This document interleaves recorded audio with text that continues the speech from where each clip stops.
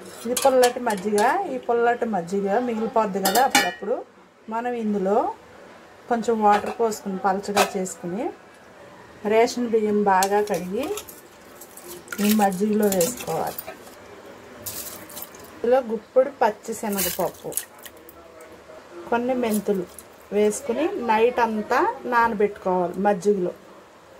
Ration బియ్యం, పచ్చిశనగపప్పు, అలాగే మెంతులు రాత్రి నానబెట్టాం కదా, దీన్ని మిక్సీ పట్టుకోవాలి.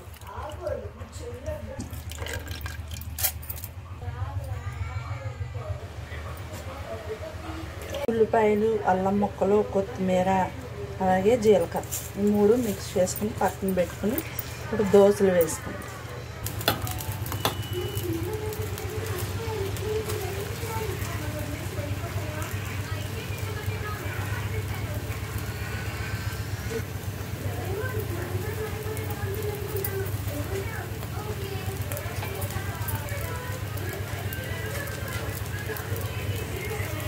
ఈ పిండి పుల్లగా బాగుంటాయి.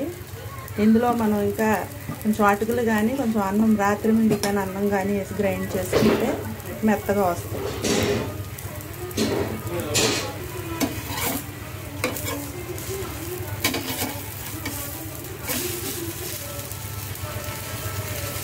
అట్ట అయితే రెడీ అయిపోయిందండి. ఇక వేడివేడిగా తింటే క్రిస్పీగా ఉంటుంది. టమాటా చట్నీ కానీ కొబ్బరి చట్నీ కానీ వేసుకుని తింటే చాలా టేస్టీగా ఉంటుంది. పెరుగు అప్పుడప్పుడు మిగిలిపోద్ది కదా, ఇలా ట్రై చేయండి. నచ్చినట్లయితే లైక్ చేయండి, అట్లానే షేర్ చేయండి, సబ్స్క్రైబ్ చేసుకోండి. Thank you. Bye bye.